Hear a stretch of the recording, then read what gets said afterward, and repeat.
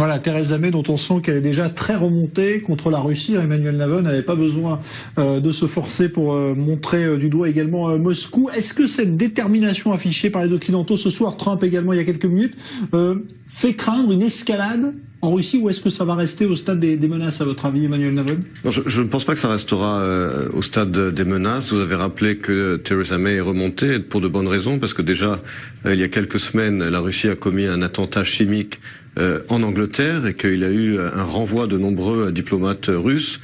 Et maintenant, la Russie soutient finalement une attaque à l'arme chimique contre la population civile en Syrie en niant que cette attaque ait eu lieu, de la même manière que la Russie avait nié l'attaque terroriste qu'elle a menée en Angleterre il y a quelques semaines. Pas seulement l'Angleterre, mais également la France. Emmanuel Macron en a discuté avec Donald Trump, et Donald Trump qui annonce maintenant qu'il va y avoir une réaction dans les 24 ou 48 heures. Donc il y aura une réaction. Il y aura une réaction.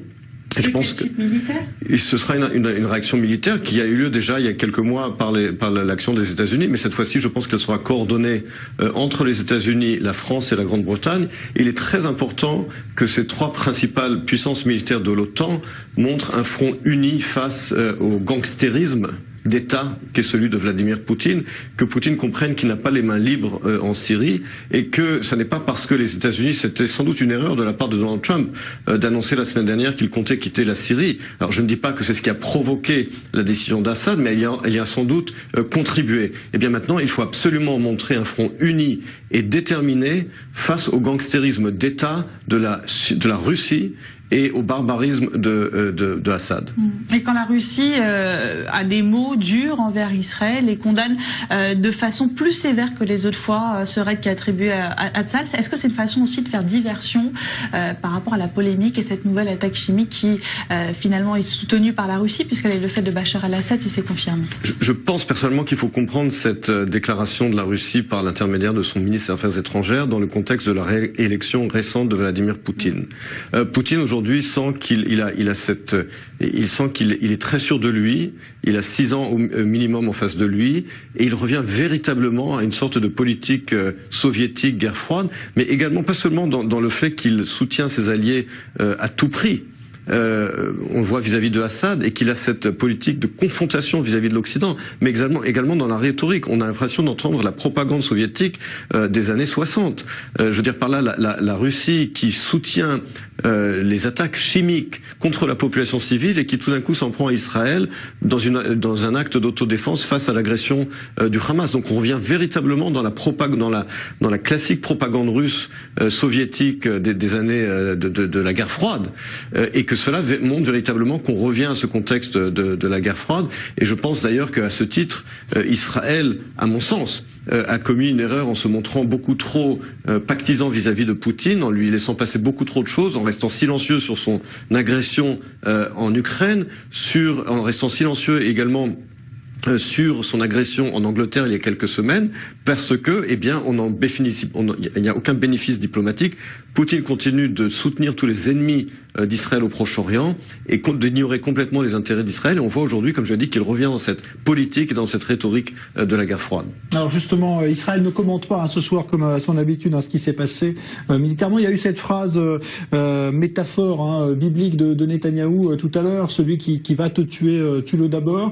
Il s'adresse à l'Iran. On a l'impression que maintenant on est dans une confrontation directe Israël-Iran avec ce qui s'est passé encore.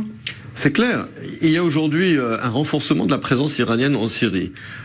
Poutine qui ne fait rien pour l'empêcher, en dépit de cette coordination avec Israël, mais cette coordination, pour l'instant, elle n'empêche pas du tout l'Iran de s'installer. C'est ce que je disais. Le fait que Israël se soit montré, je dirais, timide face à la Russie, face à ses agressions internationales, eh bien, on n'en bénéficie pas en termes de la politique de Poutine, puisqu'il laisse l'Iran s'installer en Syrie. Et par ailleurs, de l'autre côté, les États-Unis, Trump qui annonce contre l'avis de l'establishment de Washington, contre l'avis du département d'État et du Pentagone, qui va se retirer de Syrie. Alors évidemment, Israël se retrouve finalement seul vis-à-vis de la présence iranienne en Syrie, et je pense que là, Assad, justement parce qu'il est allé trop loin, va créer une réplique, à mon sens, unifié de l'Occident qui va obliger les États-Unis, et Trump en particulier, à réaliser que s'il laisse un vide, eh bien, il va être rempli par les pires ennemis des États-Unis et qu'il y a des conséquences à payer. Les États-Unis doivent assumer leur rôle de leader du monde libre.